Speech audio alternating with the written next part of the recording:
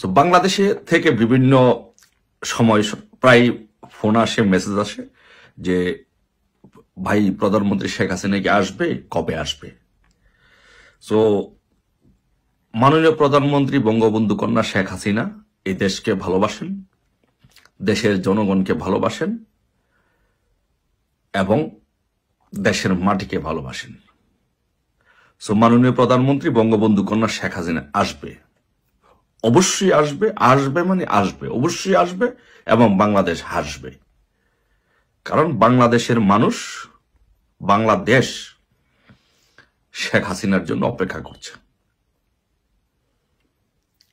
দুহাত তুলে মানুষ নামাজ পড়ে রোজা রেখে মাননীয় প্রধানমন্ত্রী বঙ্গবন্ধু শেখ হাসিনার জন্য, বঙ্গবন্ধু কন্যা শেখ হাসিনার জন্য দোয়া করছে যে মাননীয় প্রধানমন্ত্রী শেখ হাসিনা কবে আসবে বাংলাদেশে, কবে এসে আমাদের হাল ধরবে আবার।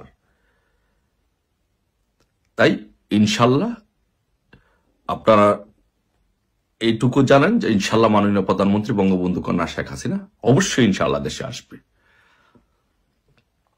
কেন আসবে আপনি দেখেন, মানুষ কেন দুহাত তুলে আজকে শেখ হাসিনার জন্য দোয়া করছে এবং কেন তার আসা প্রয়োজন এবং কেন সে আসবে, অবশ্যই আসবে। কারণ আজকে সর্বশেষ আপনারা দেখেছেন যে মুক্তিযুদ্ধ জাদুঘরে আগুন ধরিয়ে দেওয়া হয়েছে। ধানমন্ডি 32 নম্বরের পরে আবার এখন মুক্তিযুদ্ধ জাদুঘরে আগুন দিয়ে দেওয়া হয়েছে। কারণ হচ্ছে যে 1971 সালের মুক্তিযুদ্ধ, স্বাধীনতা, এইগুলো এরা রাখতে চায় না। মুক্তিযুদ্ধের কোনো নাম নিশানা এই 71-এর পরাজিত শক্তি বাহিনী রাখতে চায় না।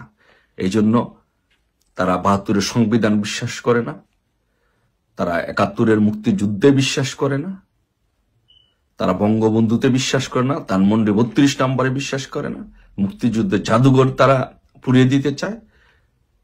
তারা আফগানিস্তানের মতো একটা তালেবানের রাষ্ট্র চায়।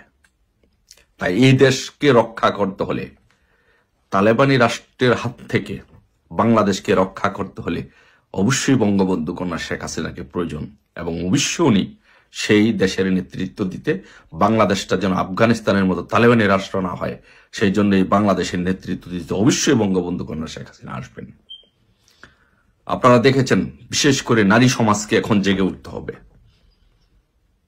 নারী সমাজকে যদি জেগে না ওঠে, নারী সমাজকে বলবো আমি, বাংলাদেশের সমস্ত বিশ্ববিদ্যালয়ের ছাত্র ছাত্রীদেরকে বলবো এবং সমস্ত নারী জাতিকে বলবো যে আপনারা জেগে উঠুন। আপনাদের বিরুদ্ধে গভীর ষড়যন্ত্র হচ্ছে। আফগানিস্তানের মতো আপনাদেরকে ঘরে বসে রাখতে চায়, আপনাদেরকে বোরকা পরে 4 দেয়ালে বন্দি করে রাখতে চায়। এই ষড়যন্ত্র হচ্ছে, আপনাদেরকে সেই দিকে নজর দিতে হবে। কারণ এই জামাত, শিবির এবং 71-এর পরাজিত শক্তি মৌলবাদীরা বিশ্বাস করে আপনারা যদি স্মার্ট হয়ে যান, আপনারা যদি শিক্ষিত হয়ে যান, আপনারা যদি স্কুল, কলেজ, বিশ্ববিদ্যালয়, ব্যাংক সহ বিভিন্ন মাল্টি ন্যাশনাল প্রতিষ্ঠানে যদি আপনারা চাকরি করেন, আপনারা যদি স্মার্ট হয়ে যান, তখন আপনারা এই জামাতের মতো মৌলবাদী দেশ আপনারা চাবেন না, আফগানিস্তানের মতো একটা জঙ্গিবাদী দেশ হতে এই দেশটাকে দিবেন না।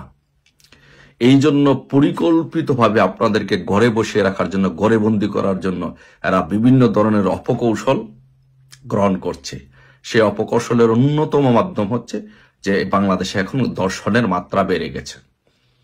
কারণ বিভিন্ন অপকৌশলগুলোর মধ্যে, বিভিন্ন অবলম্বনের মধ্যে একটি অন্যতম অবলম্বন হচ্ছে যে আপনাদেরকে যদি দর্শন করা যায়, আপনাদেরকে যদি দর্শন করা হয়, ভয়ভীতি প্রদর্শন করা হয়, তাহলে আপনারা আর বের হয়ে আসবেন না। আপনারা বিভিন্ন প্রতিষ্ঠানে, ব্যাংক, বিমা, স্কুল, কলেজ, বিশ্ববিদ্যালয় সব বিভিন্ন মাল্টি ন্যাশনাল প্রতিষ্ঠানে আপনারা চাকরি করবেন না। আপনারা ঘরে বসে থাকবেন, পর্দা করবেন। আস্তে আস্তে আফগানিস্তানের মতো তালেবানের দিকে রাষ্ট্রটা যাবে, একটা ইসলামিক রাষ্ট্র কায়েম করতে সম্ভব হবে।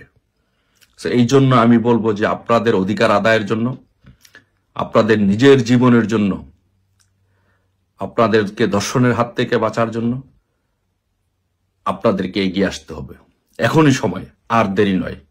এখনই আপনাদেরকে এই অপশক্তির বিরুদ্ধে, এই জঙ্গি ইনুসের বিরুদ্ধে, জঙ্গি ইনুস এই মৌলবাদীদের সাথে মিশে তাদের কাঁধে ভর করে সে ক্ষমতাটাকে আঁকড়ে ধরে রাখতে চাচ্ছেন। তাই